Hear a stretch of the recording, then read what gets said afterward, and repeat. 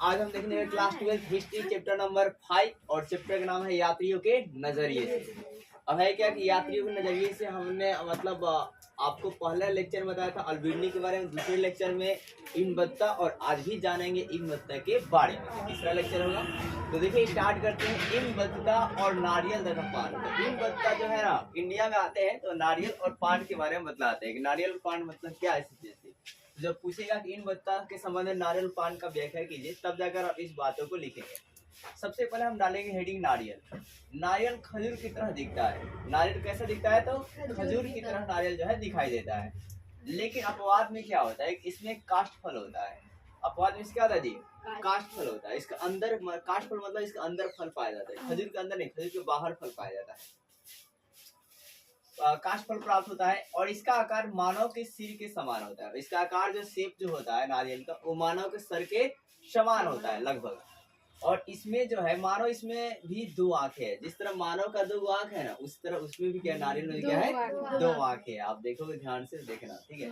और एक मुंह भी है। एक क्या है जी? मुंह भी है। और फिर इसमें अंदर के का भाग हरा होने पर मस्तिष्क जैसा दिखाई देता है। और अंदर का भाग जो है हरा होने पर जब हरा रहता है तो मस्तिष्क जैसा दिखाई देता है और इससे रस्सी भी बनता है। फिर से आप सुनिए नारियल के बारे में क्या कि खजूर के जैसा दिखाई देती है, मतलब आप गौर से सोचेंगे तो खजूर जैसा दिखता है। फिर लेकिन अपवाद से काष्ठ फल प्राप्त होता है, अंदर फल प्राप्त होते हैं। आकार जो है मानव के सिर के समान होती है लगभग। इसमें भी मानव जैसा दो आंखें और एक मुंह दिखाई देता है और अंदर का वाला भाग हरा होने पर मस्तिष्क जैसा प्रतीत होता है और इससे रस्सी भी बनाए जाते हैं। अब बात करते हैं पान पर। इन बतता के अकॉर्डिंग पान के बारे में क्या बताते हैं? तो पान एक ऐसा वृक्ष है जिसे अंगूर की लता की तरह उगाया जाता है। मतलब पान एक ऐसा वृक्ष है जिसे अंगूर की लता की तरह उगाया जाता है। पान कोई फल नहीं होता। पान जो है कोई फल नहीं होता। इसे केवल पत्तियों के लिए उगाई जाती है। इसे केवल किस उगाई जाती है? पत्तियों के लिए ही उगाया जाता है, ठीक है। अब इसे प्रयोग करने की एक विधि है। अगर इसको यूज करना इसकी एक विधि है, इन बताते हैं। इसे खाने से पहले सुपारी ली जाती है। मतलब पान को खाने से क्या जी? सुपारी ली जाती है और यह जायफल जैसा होता है। सुपारी कैसा होता है? जायफल जैसा होता है। और इसे तब तक तोड़ा जाता है, मतलब सुपारी को हम तब तक तोड़ते हैं जब तक छोटे ना हो जाए, ठीक है ना, वो छोटे छोटे ना हो जाए। और इन्हें मुंह में रखकर मुंह में रखकर चबाया जाता है। इसके बाद मुंह में रखकर लोग कह देती चबाया जाता है। फिर इसके बाद इन्हें पान के पत्तियों के साथ भी चबाया जाता था। पान के पत्तियों से जी चबाया जाता था।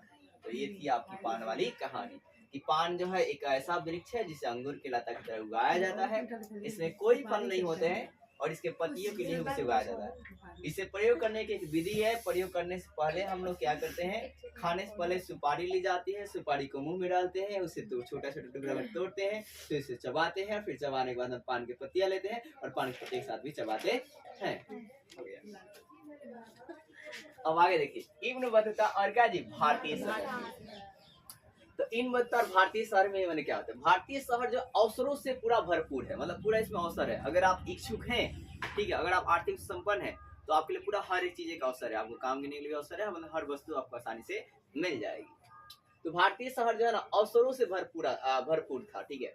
और घनी शहर आबादी वाले तथा रिच थे। शहर जो थे क्या थे? घनी आबादी और क्या थे जी? और रिच थे, मतलब समृद्ध थे। क्या थे?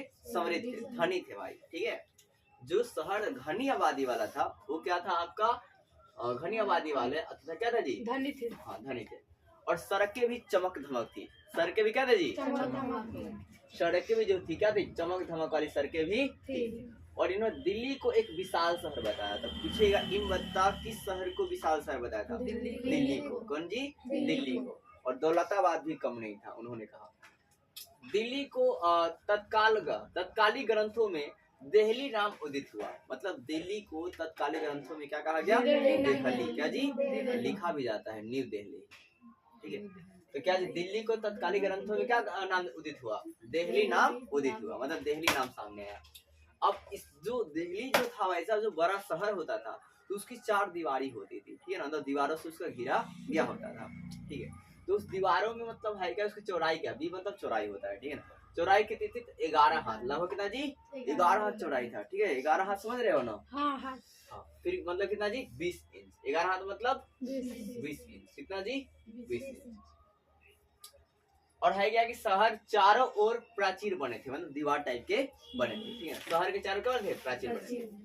अब है क्या कि तुगलक का प्राचीर इसलिए बनाया था ताकि दूसरा कोई इसमें आक्रमण नहीं करेगा, जल्दी घुस नहीं पाएगा। ठीक है ना, उस प्राचीर के अंदर मतलब रात के समय मतलब पुलिस खड़ी रहेगी। पुलिस मतलब वो दरवाजा दरवाजे जो करते हैं ना, वो लोग खड़े रहेंगे। फिर अलग अलग शहर के अंदर अनेकों रूम बनाए गए थे जिसमें हथियार रखा गया था, जिसमें अनेकों वस्तु रखी गई थी, ताकि अन्य कोई झगड़ा करने आएगा तो हम लोग पहले से रेडी रहेंगे। अभी क्या तुगलका के बाद, सुरेंद्र जी, तुगलका के बाद दिल्ली का मेहराब, तुगलकाबाद क्या जी? तुगलकाबाद का में दिल्ली का क्या जी? मेहराब। तो ये मेहराब क्या होता है? एक घर होता है, कहते जी घर होता है, जो मतलब 4 दीवारी टाइप का था। फिर बाजार में मंदिर और मस्जिद दोनों ही थे। बाजार में क्या थे? मंदिर था और मस्जिद था। मंदिर में लोग गाने के लिए जाते थे। ठीक है ना, मस्जिद में भी लोग कुछ अपना मतलब धर्म पाठ करने के लिए जाते थे। और व्यापार सूती कपड़ों और महीन मलमल, रेशम और जरी क्या जी? जटी और साटन। ठीक है, साटन अत्याधिक मांग जो है था। मतलब इन सभी कपड़ों का, मतलब सूती कपड़ों का, फिर महीन मलमल जो था, इसका क्या था? डिमांड ज्यादा था। ठीक है, दूसरे देशों में तो यहाँ से जाता था। कहाँ जाता था? इंडिया से। और मलमल की जो है ना बहुत मांगा था। जो लोग मलमल पहनते थे वो पता चलता है कि वो आदमी क्या है? वो धनी है, तभी तो इतना महंगा पहना है। अब बाजार में संगीत भी होता था। बाजार क्या था जी? संगीत। दौलताबाद में महिलाएं और पुरुषों गायकों के लिए एक बाजार है जिसे ताराबाद कहते थे। क्या बोलते जी? ताराबाद कहते। क्या बोलते थे? ताराबाद कहते थे। मतलब दौलताबाद में क्या था कि महिलाओं और पुरुषों के लिए जो गायक होते थे उनके लिए एक बाजार था जिसे क्या बोलते थे? ताराबाद कहा जाता था। अब देखिए, ये मतलब इतनी सी स्टोरी थी, मतलब भारतीय शहर के इन्होंने बताया कि मतलब अब जैसे मान लीजिए शहर के बारे में पूछेगा तो आप क्या थे? भारतीय शहर अवसरों से भरा हुआ था। ठीक है, इसमें बड़ा शहर, सबसे बड़ा देश शहर कौन था जी? दिल्ली था। ठीक है, दौलताबाद भी कम नहीं था। फिर इन्होंने मतलब बताया कि मतलब भारतीय शहर में जो थे मंदिर भी थे और मस्जिद थे। फिर शहर की जो सड़कें थी वो चमक धमक वाली थी, मतलब बहुत ही अच्छी थी। ठीक है, उसमें फिर 4 दीवारी की गई थी, संरक्षण दिया गया था, अनेकों चीज आप बनाकर लिख सकते हैं जो आप कह रहे हैं। फिर मतलब शहर में मतलब क्या व्यापार भी हुआ करता था। ठीक है, व्यापार में लोग रेशम का व्यापार करते थे, सूती का व्यापार करते थे, मलमल का व्यापार करते थे। अब मलमल जो व्यक्ति पहनता था वो मतलब धनी आदमी था, मतलब कि मलमल क्या था? महंगा था। ठीक है, फिर दौलताबाद में एक शहर था जिसमें जहाँ पर महिलाएं और पुरुष क्या संगीत गाया करते थे, जो नाम क्या था जी? तो ताराबाद था। हो गया।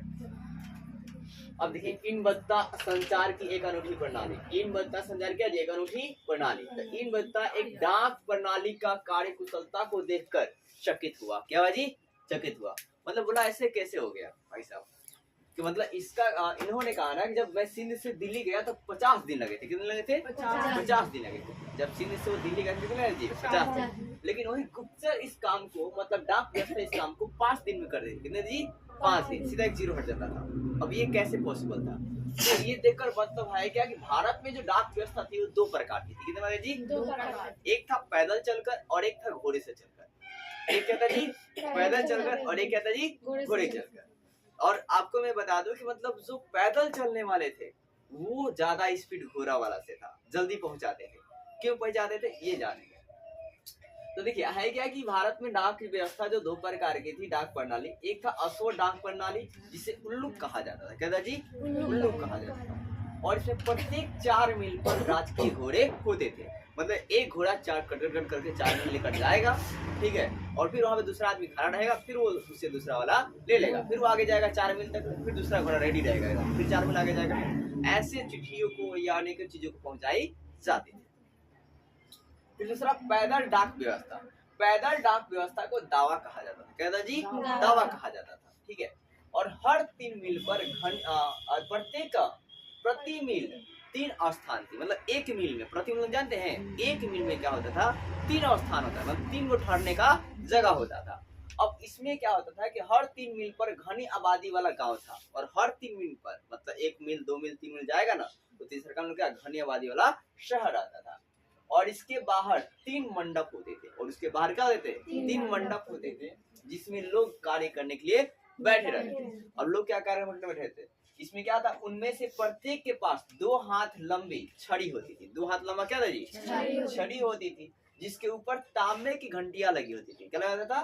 तांबे की घंटियां। घंटियों की आवाज सुनते ही तैयार रहते थे। मतलब जैसे मतलब उधर से कोई आ रहा है पैदल एकदम दौड़ते हुए, ठीक है ना, आएगा वो चिट्ठी लेकर, चाहे कुछ भी लेकर, ठीक है, तो जैसे लेकर आएगा तो मतलब घंटी का आवाज सुनाई देगा, ठीक है, तो वहां पे खड़ा हो जाएगा और उससे जल्दी ले जाएगा। फिर वो भी दौड़ते रहेगा, वो तब तक दौड़ेगा जब तक वो अपना 1 मील मतलब एक कहते हैं 1 मील का जो तीसरा स्थान है जहाँ ठहरने का, वहां तक नहीं पहुंच जाए। फिर वहां तक जाएगा, फिर वहां पे जैसे घंटी सुनाई देगा तो आगे वाला, इस तरह क्या बहुत ही जल्दी मतलब स्पीड काम करते थे। तो बोले कोई दिक्कत है? तो इन मत्ता में आपने क्या देखा, संचार व्यवस्था को मतलब इन्होंने देखा जब क्या था, चकित हो गए भाई साहब के कि जब सिंध से दिल्ली गए थे कितना लगा था? 50 दिन। लेकिन जब वही मतलब डाक व्यवस्था गुप्तचर इसको काम किया तो कितना दिन लगा जी? 5 दिन लगा। अब इसमें इंडिया में जो है 2 प्रकार की थी, एक थी पैदल और एक थी घुड़सवारी या अश्व वाला। तो जो अश्व वाला था वो क्या था, 4 मील पर मतलब आपका है क्या, प्रत्येक 4 मील पर राजकीय घोड़े होते हैं, मतलब 4 मील बाद एक घोड़ा रहेगा। और एक था पैदल वाला, तो पैदल वाला में क्या था, 1 मील में 3 गो स्थान रहता था। फिर प्रत्येक 3 मील पर क्या होता है, मतलब घनी आबादी वाला शहर मिलता जाता था। और इसमें मतलब है क्या, वहाँ पर रहने का ठहरने का स्थान रहते थे, ठीक है, और वहाँ पे मतलब ये लोग काम करते थे। और वहाँ पे मतलब जो काम करने वाले थे वो मतलब झंडी लेकर, मतलब उसमें क्या होता था, 2 हाथ का एक छड़ी होता था, उसमें क्या कापर की तांबे क्या लगे थे जी, घंटी लगे थे। और वो दौड़ कर जाते थे तो घंटी आवाज सुनाई देता था, तो दूसरा खड़ा हो जाता था कि हाँ कोई आ रहा है भाई सब चिट्ठी लेकर, तो फिर वो चिट्ठी उसको दे देता था, फिर वो दौड़ते दौड़ते आगे बढ़ जाता था। इस तरह बहुत ही फास्टली काम करते थे, अश्व से भी ज्यादा तीव्र काम करते थे। तो उम्मीद करता हूं आपको समझ में आया होगा। तो वीडियो को लाइक कीजिए, सब्सक्राइब कीजिए, ज्यादा शेयर कीजिए। जय हिंद।